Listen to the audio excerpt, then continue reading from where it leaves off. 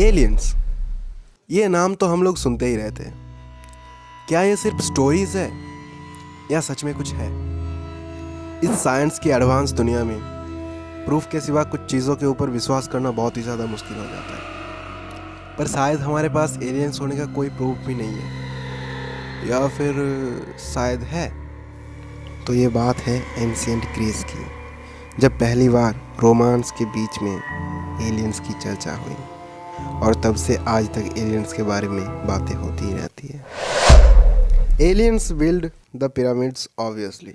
आखिरकार Elon Musk ने ऐसा क्यों कहा? आखिर इसकी सच्चाई क्या है?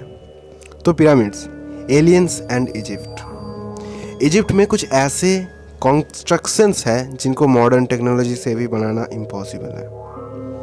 उदाहरण के लिए आप देख सकते हैं सक्सा ह्यूमन। इस कंस्ट्रक्शन को बनाने के लिए सिर्फ और सिर्फ लेज़र टेक्नोलॉजी से ही इसको बनाया जा सकता है। तो इसको उस वक्त में आखिरकार बनाया कैसे गया था?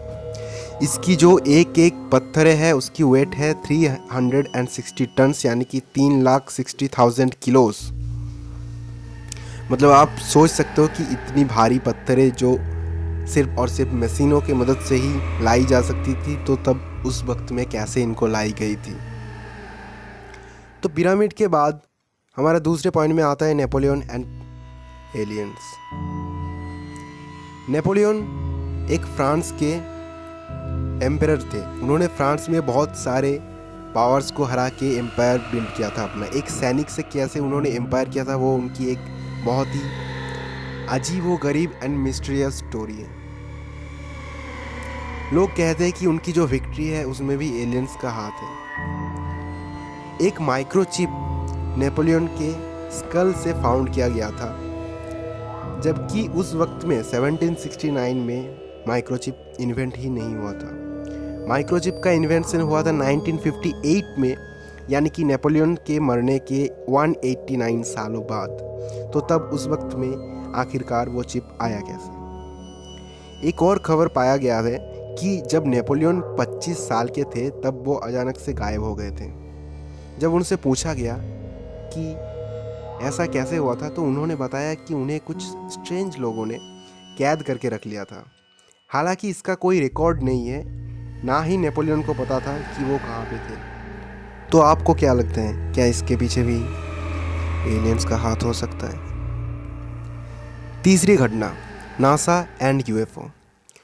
तो वक्त था मिशन का एंड नासा कर रही थी अपोलो 11 मिशन। मिशन के 3 दिन में क्रू ने रिपोर्ट किया कि उन्होंने बहुत करीब एक फ्लाइंग ऑब्जेक्ट को लोकेट किया है।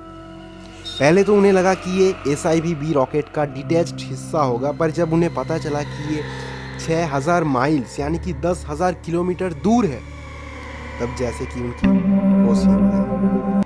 तब से आज तक नासा के पास भी इसका कोई भी जवाब नहीं है। चौथा, ancient science of modern technology. अब पिरामिड्स के बारे में तो हम लोग बहुत सारी चीज़ें जानते हैं, एंड पिरामिड्स को कैसे बनाया गया था उसके बारे में भी एक मिस्ट्री है। बट आप ये सुन के बहुत ज़्यादा शॉक्ड हो जाएंगे कि इजिप्शियन हायरोग्लिफ्स में हमें helicopter, submarine boat and jet airplane की तरह बहुत सारी अजीबोगरीब तस्वीरें देख सकते हैं, जबकि तब वो सारी चीज़ें इन्वेंट ही नहीं थी। बहुत सारे लोग ये बिलीव करते हैं कि एलियंस आए थे अपनी एडवांस टेक्नोलॉजी लेकर, इजिप्शियन से मिले एंड दे गए काफ़ी सारे स्टोरीज। अब ये क्या है वो तो आप खुद ही सोचिए कि कैसे वो सारी चीज़ें एंड वो सारी तस्वीरें वहाँ पे हैं। आप अपने स्क्रीन पे देख सकते हैं कि कैसी यहाँ पे एक हेलीकॉप्टर, स्टीमर, बोट टाइप की चीज़ें यहाँ पे दिख रही है। पांचवा और आखिरी point, the wow signal. Ohio state university researchers receive करते हैं एक सिग्नल जिसे कि हम वाव सिग्नल बोल रहे हैं। करीब 220 मिलियन लाइट ईयर्स दूर से आ रहा था ये सिग्नल, एंड बहुत ज़्यादा ही पावरफुल था ये।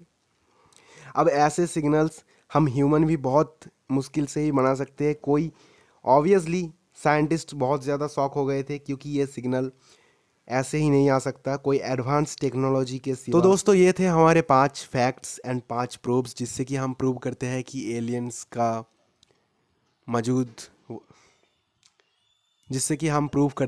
एलियंस की मौजूदगी हो सकती है या फिर ना भी हो सकती है। वो मैं आप लोगों के ऊपर छोड़ता हूँ। आप लोग कमेंट करके बता सकते हैं कि आपको ये वीडियो कैसी लगी एंड आपका इसमें क्या राय है। तो दोस्तों ऐसे ही वीडियोस के लिए चैनल को सब्सक्राइब करके बेल आइकन को ज़रूर दबा देना, इससे कि आपको सारे वीडियोस ऐसे मिलते रहेंगे। हम मिलते हैं किसी और वीडियो में, तब तक के लिए take care and bye bye.